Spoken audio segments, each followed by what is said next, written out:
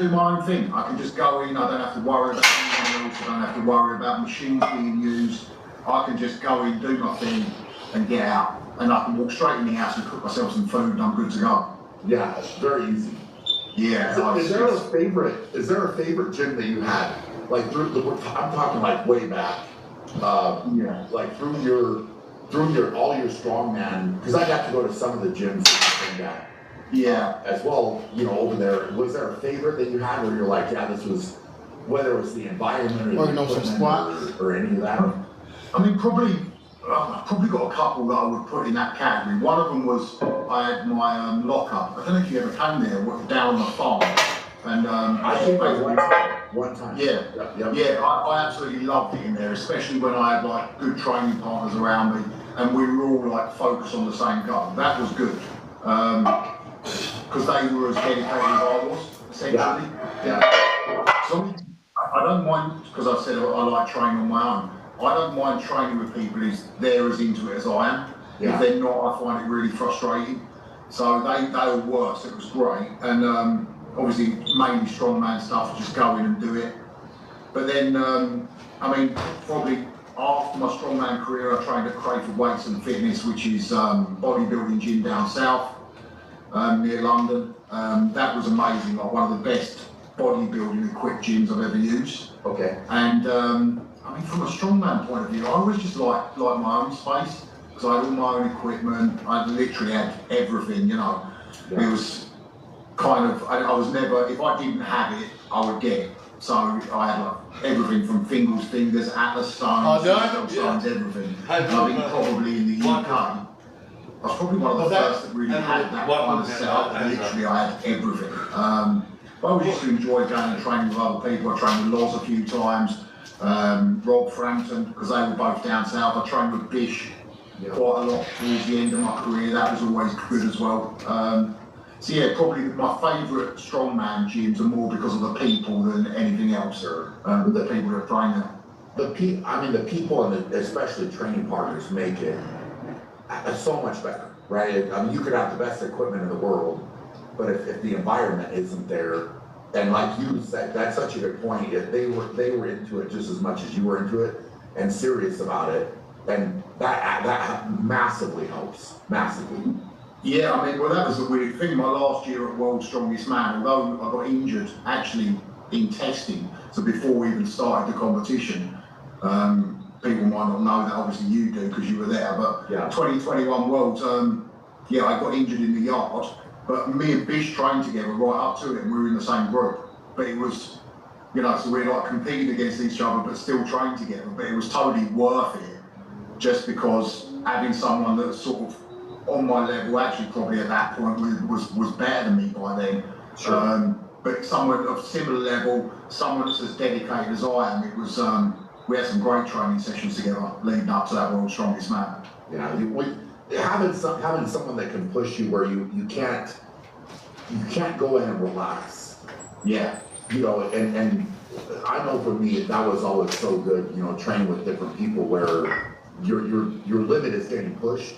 So you gotta step up and you gotta bring it, Well, I remember there was a point where I had a load of training partners and people used to sort of like joke about it, because basically if we had like a deadlift section, and it's weird because I watch back some of my old videos and it reminds me of it. There's like a load of plates and then a 50 kilo plate on the outside. Okay. And people used to be like, why are you loading the bar like that? And it's because the reason why my working sets were exactly 100 kilos above what theirs were. So I just throw it on there, and but the thing was, although they weren't as strong as I was, they were as dedicated, and I think that was the crucial thing. I think the strength levels don't matter too much. Sure. As long as the effort level's the same. That for me is the most crucial thing. But then if you get someone who's got the same effort level, like I was saying with Bish, same effort level and the same sort of abilities, or maybe even at that point was slightly better than me, that was golden. Yeah. When do you feel like, for you, when do you feel like you were at your best? Like if you could pick I have a few different ideas on this. I think my best I ever was in 2010. I just didn't get a chance to show it because I tore my bicep 11 weeks. Yeah. Yeah, 11 weeks before World's Strongest Man, but I had the best year ever. I did loads of Champions Leagues, Giants Live, and I literally was top 3 in every single one I did. I even remember that year I tied with Big Z in Ireland at a Champions League, so we were exact tie, and even on countback we were exactly the same. So that was kind of cool. I think the first time I'd ever seen that happen, they gave us both like joint first, which I never got a trophy for. I got the trophy and I never got it, but it doesn't matter. The results are That's it, man. Yeah. Yeah, but the results are there. But yeah, that was probably my best year, 2010. But I mean, I was still pretty good in 2011. I think when I look back at that, obviously your first World's Strongest Man, I got back on the podium again, which was a big thing for me. From obviously, I've not been on the podium since 2007. Yeah. I had a few like issues leading. Well, the following year, I had a lot of personal issues, which break up, messy break up, all the rest of it, which obviously didn't help. So then I wasn't in great shape. 2008, 2009, I was starting to get back to where I needed to be, but wasn't quite there. 2010, obviously the bicep injury. So I felt like I lost a few years of like my prime years, but then obviously then I come into it. 2011 was in pretty good shape. I still feel like I underperformed on day one of the final. I think about that a lot. I come fourth from the truck pull, which for me was usually unheard of, and then even the frame carry I didn't really perform that well. But I look back on it and I feel like that about that year.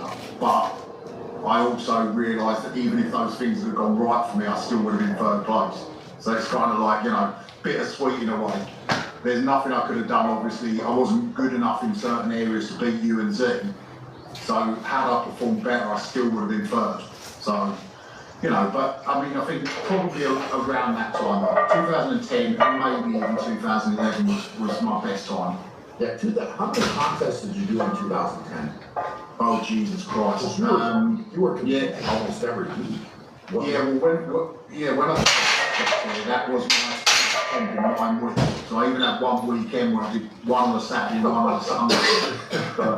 It's so ridiculous. Yeah, I was basically just trying to win as much money as I could, because obviously the pay was pretty diabolical back then. Putting money aside to pay for my wedding the following year. Yeah, and obviously, that was kind of a waste of money looking at it like now, but I don't regret that one at all. Obviously, what's that and everything else. So from that relationship. So yeah, I don't regret it. But yeah, that was the main reason. I was basically just putting money aside to pay for that, and it wasn't obviously, like I said, the prize money was certainly not anywhere near what it is now.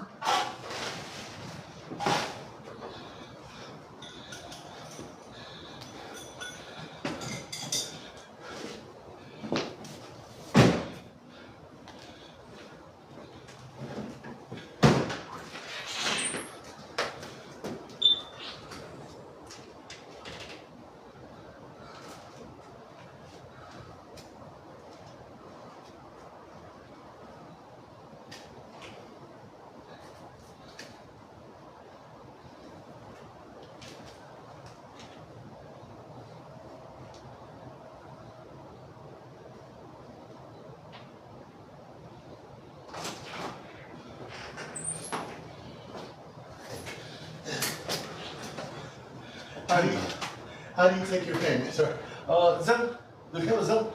Do I have Zell? It will be better, yeah, Zell. But not charge it if you pay for Zell. If I don't have Zell, do you have Cash App? I have a cash app. Okay, give me cash app. Just a second.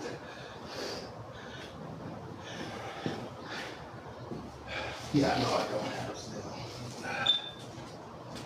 Do you not use Zell? No.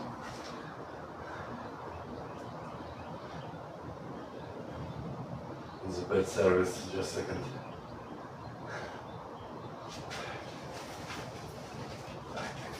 Okay.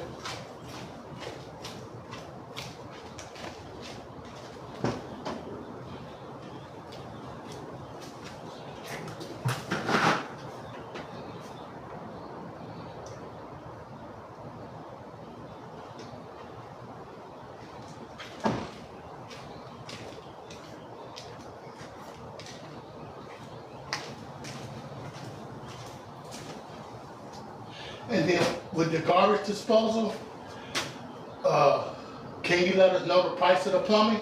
Yeah, call me or better text me. I can work in, but I can answer. Yeah. Text me. I need a garbage disposal. Double check address and time. We agree. Just text this number? Yeah. Okay. Request. Oh, this working like this. Oh, sure. Yeah. Okay. This, what, 145? 150 minimum call and 11, 12 bucks. Well, 10 bucks. 160. 160? Yeah. Okay. All right. That's what you were saying about the minimum call. I understand now. How do you do this? How do I, okay, so.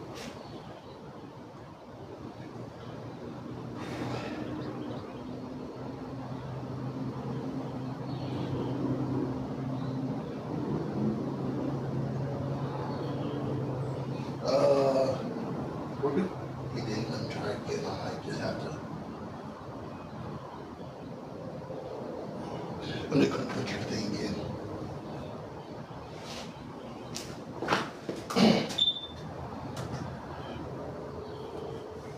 Okay, so. Maybe I can send you. No, I got it right here. I just make sure I put it in there. RUSLAN. MOLOZIN. ZIN. That's you? Yeah, it's me. Okay.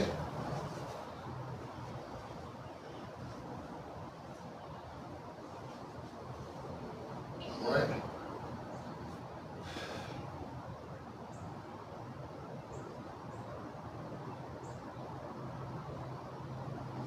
Okay, I just sent it. Yeah, I heard. Awesome, sir. So I text you about that. I Yeah, text you now so I don't forget. What do you paint it all the way? Outside, You paint it? inside, Okay, everything. everything. Okay. Gutters? Everything. Okay. All right. Bread and water. What do you need?